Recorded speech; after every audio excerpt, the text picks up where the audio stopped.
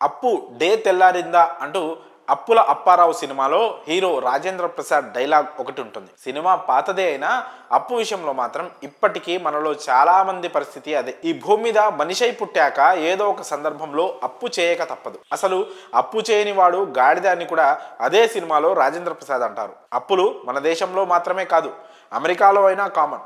చాలామంది మనలాంటి అభివృద్ధి చెందుతున్న దేశాలు మాత్రమే అప్పుల్లో ఉన్నాయని అనుకుంటూ ఉంటారు. ఎంతగానో అభివృద్ధి చెందిన అమెరికా లాంటి దేశాలు కూడా అప్పుల ఊబిలో కూరుకుపోతున్నాయి. వినడానికి ఆశ్చర్యంగా ఉన్న పేద అభివృద్ధి చెందుతున్న దేశాలతో పాటు అగ్రరాజ్యం కూడా అప్పుల కుప్పగా మారింది. కొత్త దేశాధ్యక్షుడిగా బాధ్యతలు స్వీకరించనున్న డొనాల్డ్ ట్రంప్కు ఈ అప్పుల భారం పెద్ద సవాలుగా మారబోతోంది. తాజా లెక్కల ప్రకారం అమెరికా అప్పు ఏకంగా $36 ట్రిలియన్ చేరనుంది. అంటే మన భారత కరెన్సీలో ఇది అక్షరాల 3035 లక్షల కోట్ల రూపాయలు.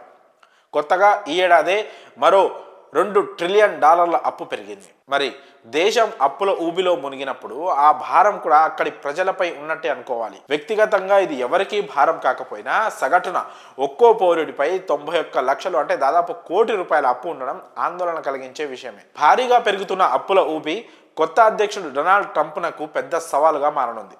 రుణాలపై పెరుగుతున్న వడ్డీ భారానికి తోడు పెరుగుతున్న ద్రవ్యోల్బణం, అంతర్జాతీయ పరిణామాల నేపథ్యంలో జాతీయ భద్రతకు ఖర్చు పెంచాల్సిన పరిస్థితి ఏర్పడింది. దీనివల్ల అప్పుల భారం మరింత పెరిగే అవకాశం ఉందని అమెరికన్ ఆర్థిక విశ్లేషకులు అంచనా వేస్తున్నారు. అధిక పన్నులు, వడ్డీ రేట్లను తగ్గిస్తానని ఎన్నికల్లో హామీ ఇచ్చి ట్రంప్ గెలిచారు.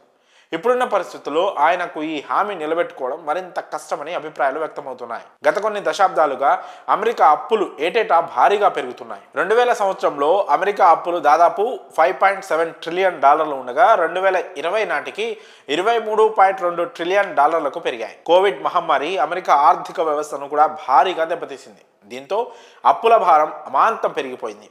కోవిడ్ మొదలైన నాటి నుంచి అమెరికా తీసుకున్న రుణాలు $16 ట్రిలియన్ పెరిగాయి. మరో విశేషం ఏంటంటే ప్రపంచంలోనే అనేక దేశాల ఆర్థిక వ్యవస్థల విలువ కన్నా అమెరికా అప్పులే అధికం. ఎంతైనా ప్రపంచానికే పెద్దన్న కదా, మరి అప్పుల విషయంలోనూ ఆ హోదాను నిలబెట్టుకుంటోంది అమెరికా.